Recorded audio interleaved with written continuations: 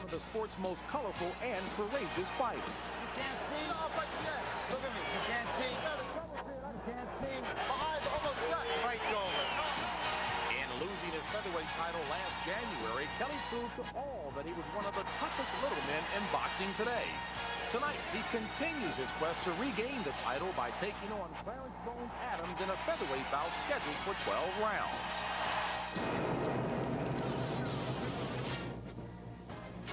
For 4 years, James Toney dominated the middle and super middleweight division. Following his loss to Roy Jones, Toney moved up to the light heavyweight division. Can he be as effective and devastating at 175 pounds? We'll see tonight when he faces Ernest Martinez.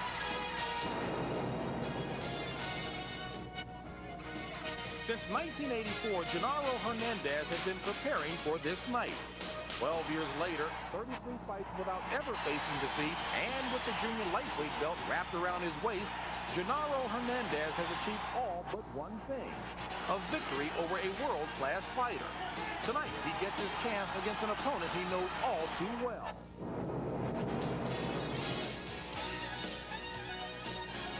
An old adage that still rings true is, to be the best, you have to beat the best. In his relatively short professional career, Oscar De La Hoya has proved that he has the potential to be one of boxing's brightest stars. With 16 knockouts in his 18 professional fights, De La Hoya has already captured the lightweight title. But can he win the hearts of those of his hometown neighbors in East LA? To do so, he must put his title on the line against neighborhood rival Genaro Hernandez in a bout appropriately billed as...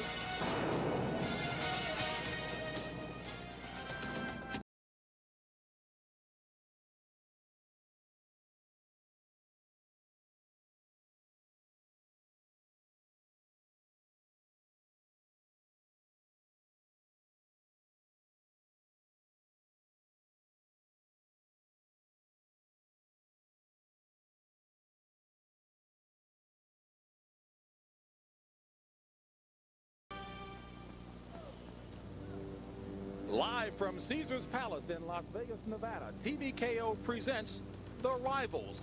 The night begins with Erik Morales taking on Alberto Martinez in a super bantamweight fight. That'll be followed by a featherweight bout featuring former champion Kevin Kelly against Bones Adams. And in our main event, two undefeated champions, Oscar De La Hoya and Genaro Hernandez, battle each other for the lightweight championship of the world. And then to wrap up the evening, two-time champion James Toney will face Ernest Martinez in a light heavyweight matchup scheduled for 12. The Rivals is being brought to you by Beechwood Aged Budweiser. It's true, Budweiser is for you. And by Min & Speed Stick, protection that won't quit. And by AT&T, your true choice. By American Express MoneyGram, the better way to wire money. And by Don Roberto Jewelers, the official jeweler of the Rivals. Welcome to Caesars Palace here in Las Vegas, Nevada for this evening's TVKO presentation of the Rivals. The temperature here in the desert is near 100 degrees, normal for this time of the year, and it is certainly the hope of the near capacity crowd that will be on hand for the main event that the action in the ring will be just as high. And good evening, everyone. I'm James Brown. You know, this evening's featured presentation has been much talked about and hoped for the last 4 years. It is essentially a neighborhood rivalry, an ongoing feud between two young fighters from East Los Angeles, California, and finally the score will be settled where it belongs, between the ropes right here at Caesars Palace. Now, the undercard is also highlighted by two boxers formerly at the height of their professions in Kevin Kelly and James Toney. Both of these fighters are hoping that successful outings this evening will help get them back on the road to that lofty status. But first, to set the stage for our first fight tonight, we'll take you downstairs ringside to our announcers, Big George Foreman, Larry Merchant, and our anchor, Jim Lampley. All right, thanks a lot, James Brown. Erik Morales against Alberto Martinez coming up in just a moment. But on the overall evening's perspective, the central story here is yet another tough test for Oscar De La Hoya en route to what could potentially be a historic impact on the sport of boxing. Working with me, as always, TVKO boxing analyst Larry Merchant. And Larry, when last we saw De La Hoya 4 months ago in this same ring, he was here for another intra-city LA rivalry against another harder-bitten Mexican-American rival. What's different about this one? Gennaro Hernandez. Rafael Ruelas was a big, strong, tough, aggressive lightweight. Hernandez is a smaller fighter, but a much cleverer fighter, a much more resourceful fighter, a true technician. So this isn't hot versus hot. This is hot versus cold. The neighborhood rivalry aspect of this adds to the heat because we know there are hot feelings between the fighters and their camps. As James Brown mentioned, these fighters went to rival high schools, which recently gave them pep rallies for prize fighters. So it is a hot night out here, and I think it will be a hot night in the ring. Indeed. When we get ready for De La Hoya Hernandez, the main event, that'll be 3 fights down the road. First, Martinez. And on either side of De La Hoya Hernandez, we have a chance to look at 2 former champions, former superstars, who are trying to come back from their first taste of defeat. A man who's familiar with that experience, of course, heavyweight champ George Foreman, our TBKO expert. James Toney and Kevin Kelly both would have ranked in a lot of top 10 pound-for-pound lists a year ago, George. Toney would have been some people's choice as the best in the sport. Now they're both trying to come back from that first taste of defeat. How tough? Well, it's like hit records. They haven't had a hit lately. And they're going to have to get back on top, realize they're at the bottom first. And once they do, James Toney, I think he can do it, but he's going to have to do it in a lighter weight class. Middleweights, he's king. He rules everything. In a light heavyweight, he hasn't learned how to fight like that. He's a good fighter. He needs to get on top. He needs to know he's at the bottom. But I'm looking forward to good things from Toney. All right, so we'll be seeing Kevin Kelly and James Toney on either side of the main event. Oscar De La Hoya against Gennaro Hernandez. First, a 122-pound fight between rising star Erik Morales and journeyman Alberto Martinez. And there's a good look at young Morales in the ring, and you'll see that he is unbeaten to this point in his career. 17 wins, no losses, no draws. The potential illustrated in those 14 KOs. The fighters' records this evening are brought to you by The Ring, the Bible of boxing. And on the other side of the ring from Morales is his journeyman opponent from Guadalajara, Mexico, Alberto Martinez. The official record, 33 wins, 20 losses, and 2 draws with 20 KOs. Martinez insisted to us in a meeting yesterday that his real record is 51 wins, 7 losses, and 2 draws. Why the discrepancy? Well, it could be a matter of imagination. 8 minutes. There's a 10-year age difference between these two fighters. Martinez has been around a long time and racking up those 55 fights so far. And we take a look at the tail of the tape, which will demonstrate some of the advantages Morales has in this battle. 10-year age advantage, 3 inches in height, and a couple of inches in reach. Rules of the bout with our unofficial ringside scorer, Harold Letterman. Harold? The Erik Morales-Alberto Martinez fight is scheduled for 12 rounds. There is no standing 8 count. The 3 knockdown rule is in effect. Only the referee can stop the fight, and you can be saved by the bell in the last round only. Jim? Right now, let's go up to ring announcer Michael Buffer for the pre-fight introductions. Ladies and gentlemen, good evening and welcome to the house where legends are made, Caesar's Palace, here in Las Vegas, Nevada, where tonight, Top Rank Incorporated, in association with your undisputed, undefeated king of beers, Budweiser, this Buds for You, present an evening of championship boxing for your entertainment. All the bouts tonight are sanctioned by the Nevada State Athletic Commission. Chairman Dr. James Nave, Commissioners Nat Carasali, Dr. Elias Ghanem, Luther Mack, and Crispin Rivera. Executive Director Mark Ratner. Physicians in attendance at ringside are Dr. Flip Omansky, Dr. Robert Boy, and Dr. Margaret Goodman. The timekeepers and counting for the knockdown seconds will be Al Bisick and Mike Lachella. This first bout is also sanctioned by the North American Boxing Federation. Supervisor at ringside, Jim Hall. The 3 judges scoring this contest on a 10-point must system will be Keith McDonald, Marty Salmon, and Dolby Shirley. And when the bell rings, the man in charge of the action, referee Jay Nady. And now, ladies and gentlemen, let's get things started tonight with 12 rounds of boxing for the NABF Super Bantamweight Championship.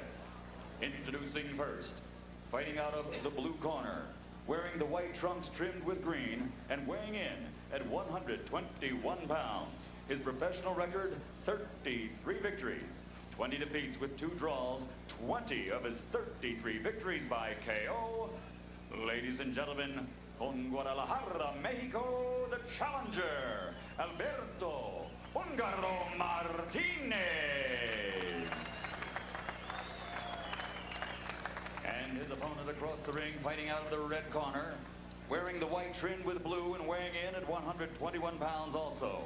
He's undefeated with a record of 17-0, 14 by KO. He is from Tijuana, Mexico. Ladies and gentlemen, the NABF Super Bantamweight Champion, Erik Terrible Morales.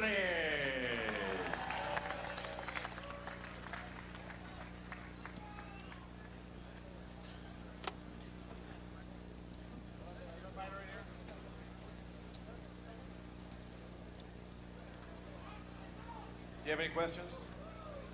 I gave you instructions to the dressing room. We have 12 rounds. Let's go to work.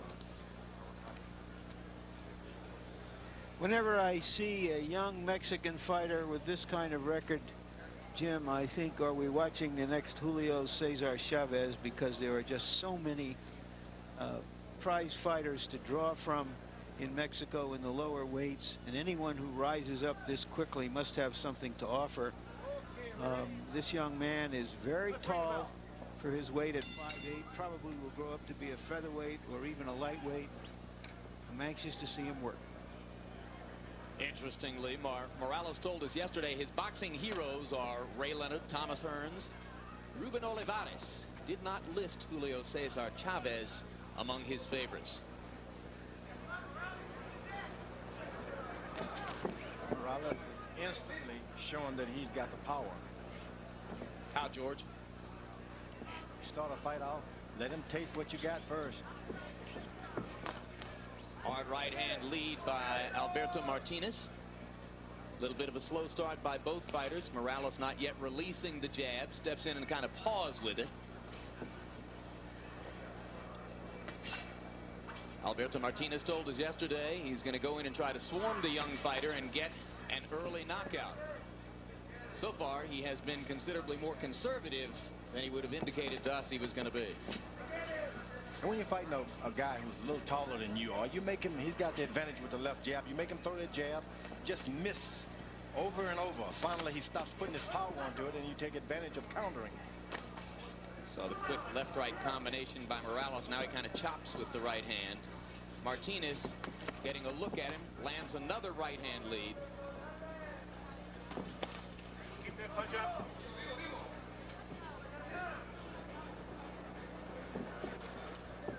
Nady's warning was to Martinez as threw the first real body punch of the bout.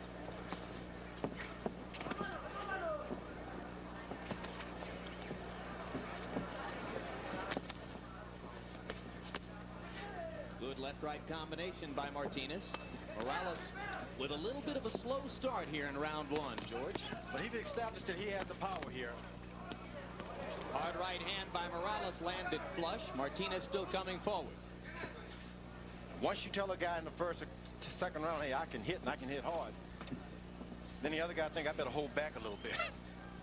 Then you're able to establish a good left jab when you get the other guy holding back because of the fear of your power. This time Morales blocks the right hand lead and blocks those lefts with his glove as he backs up into the ropes.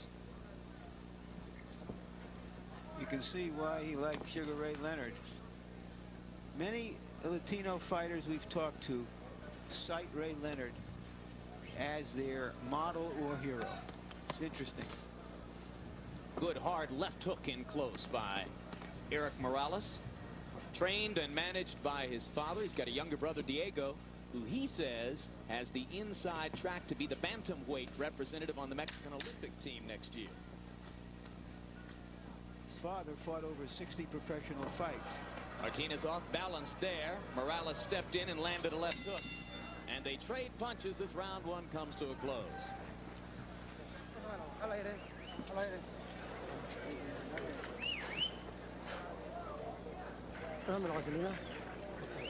So 3 guys in here that you got to cut, man, okay? 8 boys, 3 up there. Pero toma, no te lo dejes arrimar, hijo. Puedes trabajar a la distancia, ¿ok? No te lo estás dejando que te llegue mucho. Manténlo a distancia. No te pongas para nada, ¿ok? Let's watch Morales work. A little bit of a left hand there. Good straight right hand. Here we see it again. But he's in against a good, tough club fighter who should give him some good, tough experience. Piensa que son golpes fuertes, ¿sí? O no nomás por tirar, mijo. Golpes fuertes. Morales told us yesterday he thinks of himself as a very good body puncher. Didn't go to the body much in round one. Let's see if he concentrates more on that in the second. Can he go to the body? He stands outside, George, and he's against a little guy with a little body. It's kind of hard to get body shots from out there. And you start going and miscalculating his body, you're going to end up being called for a lot of low blows. So he's going to have to be conservative with it for a while until he gets the other guy a little reluctant. 2 jabs land for Morales. Martinez beginning to shorten up his punches just a little bit, having tasted, as you pointed out, George, Morales' power. Good short left hand again by Morales. Morales is starting to act like a matador. He jabs, and then he holds his position, let the other guy moves around as he jabs, keeping that right hand ready to deliver in the middle of the ropes, in the middle of the ring. On a couple of occasions, Morales has shown a good counter-punching ability.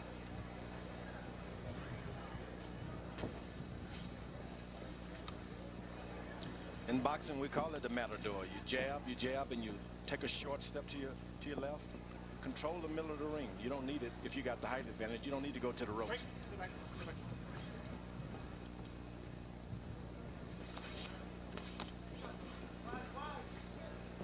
Martinez less effective in this round as he withdraws a little bit in the face of Morales' power. Morales, the first left jab right in the middle of the stomach.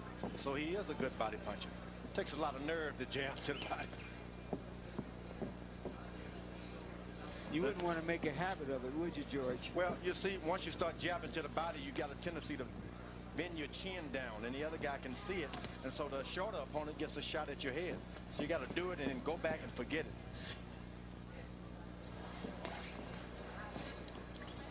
But if you can do it and get away with it, there's a psychological factor. It's sort of like running the ball down your opponent's throat in football. It's as if to say, I can do anything to you. There you are. But the thing is, land that jab to the body and go back to what you were doing so that chin does not get permanently bent down so the other guy can chip you. Get that chin. Because you got the height advantage. Take advantage of it. Morales goes back upstairs with the jab. Now he turns that jab into a hook and lands it with good effect. Another good left hook inside by Morales, this time on a counter. Much quicker hands than Martinez, and that could ultimately tell the tale. Chopping right hand over the top by Morales. Martinez just not landing much in this round. We don't often see Mexican fighters throwing the jab quite as crisply or as often as we're seeing this young man. Very good left jab.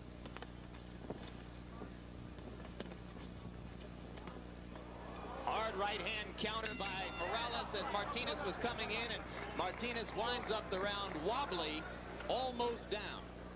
It was like his parachute opened a little bit later than the punch landed. Él te va a dar trabajo 4 rounds nomás, mijo. 4 rounds es lo que te va a dar trabajo. No más de 4 rounds. Sí, te agarró con una oferta. Entonces, porque te estás aventando, por eso te agarró. Entonces, él nomás, dame grasa, él nada más se va a dar trabajo 4 rounds. No. All right, let's watch the end of the round there. That crisp uppercut. It was a kind of improvised shot, and I think that it had that kind of delayed response from Martinez. He threw a couple of punches before he realized how hurt he was.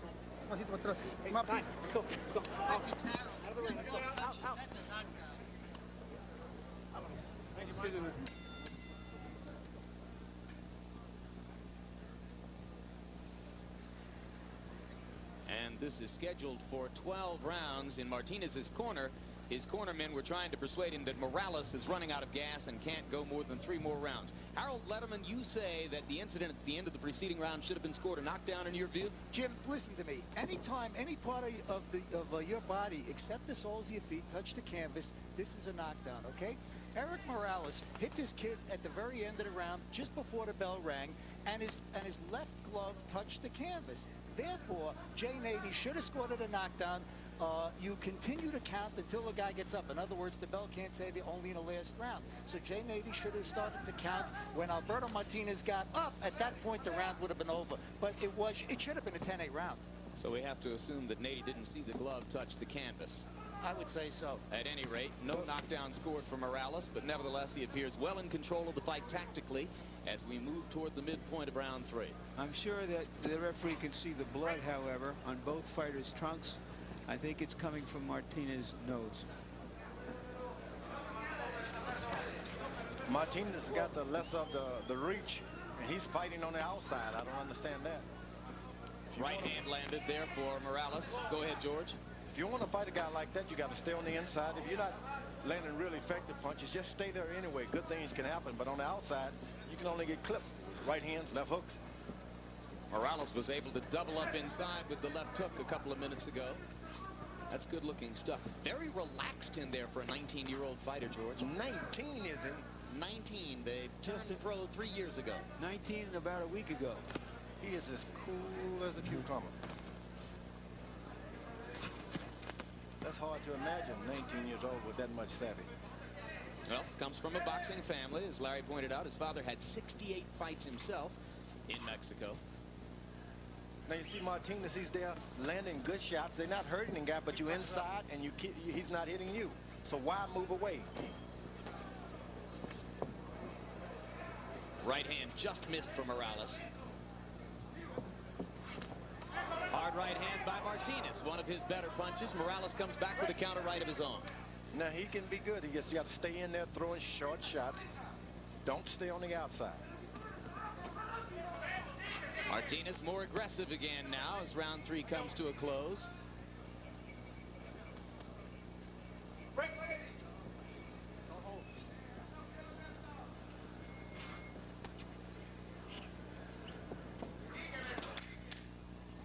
It's scheduled for 12 rounds between Erik Morales in the white trunks with blue trim and Alberto Martinez in the white trunks with green trim.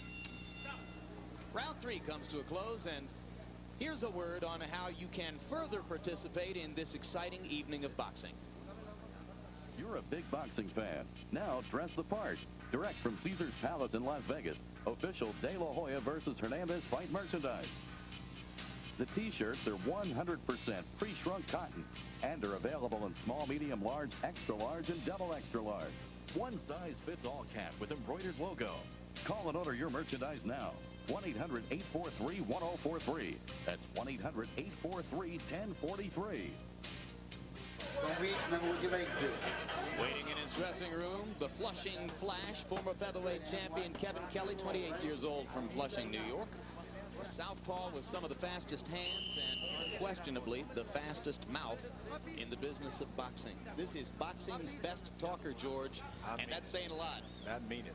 Well, but we don't know about Martinez, who tells us that he's in law school, so he might have a pretty good mouthpiece on himself as well. And off of what we're seeing here, it would be a good idea for him to finish his studies. Right now, Morales is filing a fairly powerful brief on Martinez's face, which shows the effects of the rapier left jab, left hook, and right cross of Morales in the first few rounds. Total through rounds 3 rounds, Morales landing 50% of his punches, and down goes Martinez. And if he's as smart as his education suggests, he'll stay there. Nady ruling that he was up before 10. I'm not sure Martinez wanted to be up before 10, and Nady gets the message. Impressive performance. 19-year-old boy. Isn't he something? There's an outstanding bantamweight in Mexico, a champion, Marco Antonio Barrera, who I believe is in his early 20s. I don't know if these two will ever meet or whether this young man will move up to a higher weight because of his height. But there are some wonderful young fighters coming up from Mexico. 47 seconds into the 4th round. Erik Morales has his 18th consecutive victory. his 15th knockout. Among all the other nice things we've said about him, George, he looks to be just about equally effective with the left and the right hands, equally powerful with both. After 2 rounds, he started to bend his leg as though, hey, I want to knock out now. He no longer wanted to jab and get effective and win points. He wanted to knock out, and he got it. And we'll take another look at the knockout. Larry Merchant, good-looking young fighter. Sure is. Ought to be 19 and have the reflexes and the heart of a lion. That's right. Archie Moore called that raining on you. I think the finisher was that last right cross over the top. Yeah. I don't know who all of his opposition has been. Obviously, he wasn't in against stern competition here, but he's got plenty of time, and they should take their time in moving him up the ranks. Calm like he's 29. That comes from being with a family of fighters and probably being in gyms since he's 4 years old. And let's go to Michael Buffer for the official particulars on this one. Ladies and gentlemen, here at Caesars Palace, the referee, Jay Nady, has to step in and call a halt to the bout. The official time, 47 seconds, round number 4. The winner by TKO victory, and still the undefeated NABF Super Bantamweight champion, con Tijuana, Mexico, Erik Terrible Morales.